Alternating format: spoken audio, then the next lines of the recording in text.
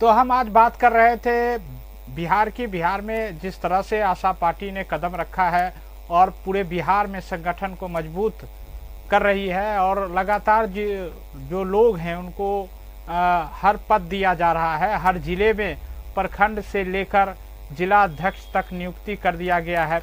और कई बार हमने आशा पार्टी के जो नेता हैं उनसे बात की है और उनसे जानने की भी कोशिश की है कि किस तरह से बिहार में आप कदम रख रहे हैं और किस तरह से आपका लोगों से जुड़ाव रहेगा, और जब जिस तरह से दौरा होगा आरसीपी सिंह का तो किन मुद्दों को लेकर होगा, किन बातों को लेकर। आज हमारे साथ प्रदेश महासचिव सीतामढ़ी प्रभारी हमारे साथ दिलीप कुमार सिंह हमारे साथ जुड़े हुए हैं।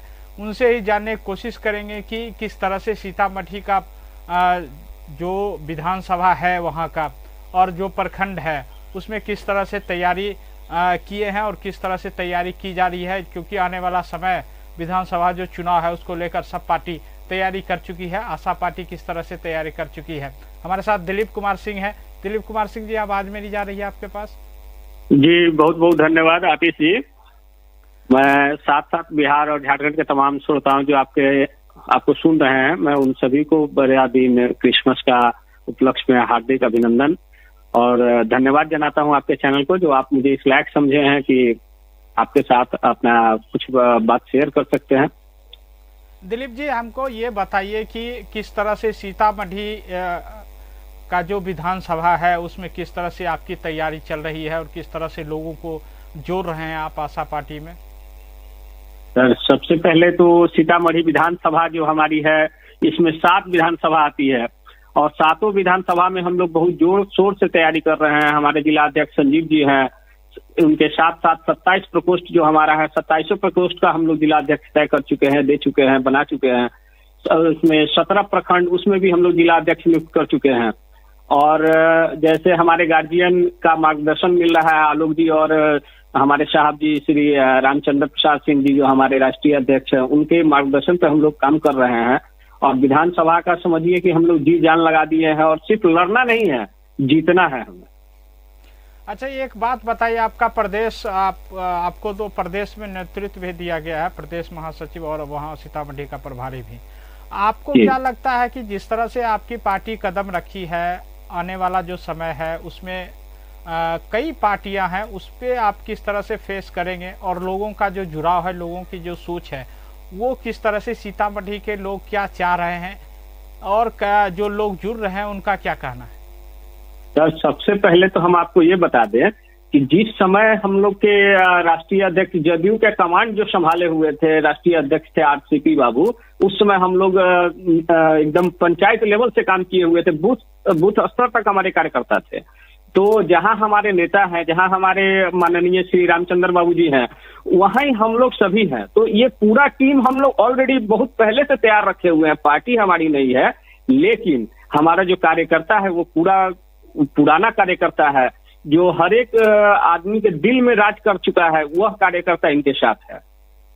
अच्छा, एक चीज और जानने की कोशिश करेंगे कि सीतामढ़ी का जो रूपरेखा है, वहाँ तो कहा जाता है माता सीता की धरती रही है और जो जिस तरह से वहाँ का जो बनावटी है उसमें किस तरह का विकास हो पाया है अभी तक? सर देखिए, विकास के नाम पर आप इतना ही समझ लीजिए कि अभी चुनाव का जो दौर है तो हमारे सीतामढ़ी में माननीय मुख्यमंत्री जी का आगमन होने जा रहा है। आप इस बात से अंदाजा लगा सकते हैं कि अगर माँ सीता की ये जो जन्मभूमि है सीतामढ़ी, अगर यहाँ विकास हुआ रहता तो आप न्यूज से हैं, आप देखिएगा कि रोड के चारों तरफ में बैनर लगा करके और कपड़ा की मार्किंग करके यहाँ की विकास को छुपाया जा रहा है। माननीय मुख्यमंत्री के आंखों से धोखा किया जा रहा है। तो क्या जरूरत है उनकी यात्रा में और क्या डेवलप है, ये तो खुद देखिए। अगर वो कपड़ा को हटा दिया जाए तो हमारे सीतामढ़ी का विकास आपको नजर आ जाएगा।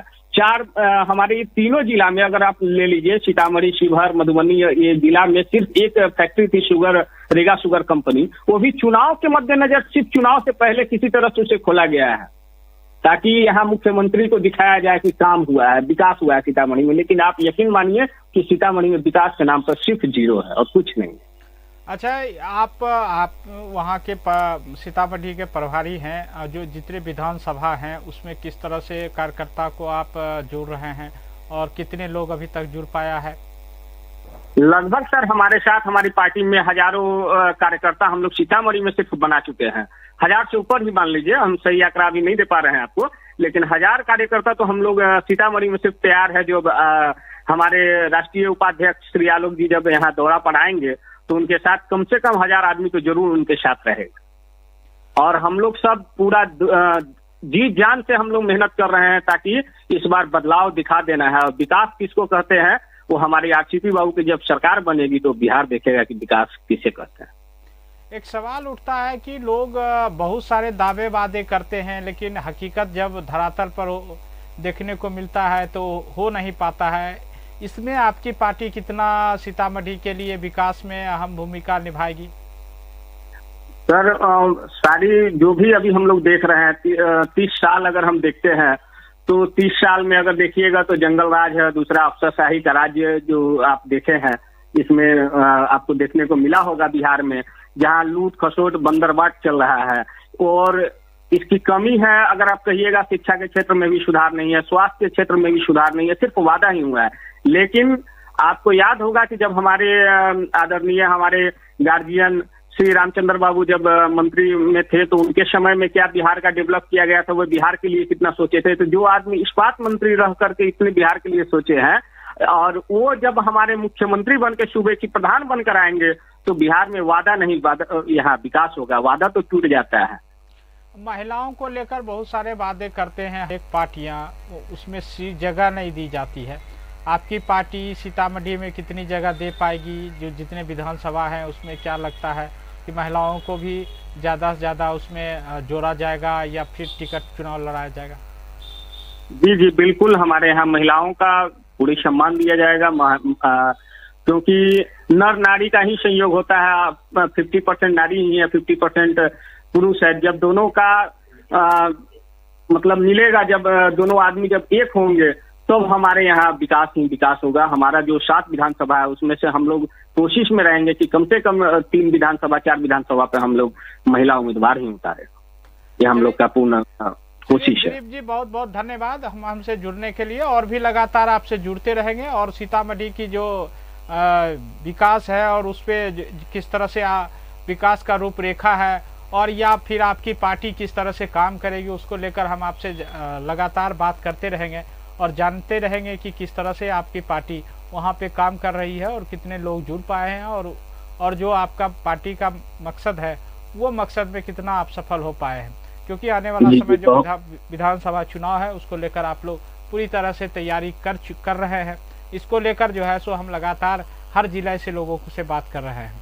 तो ये थे दिलीप कुमार सिंह, सीतामढ़ी प्रभारी और प्रदेश में महासचिव, इनको दायित्व भी दिया गया है।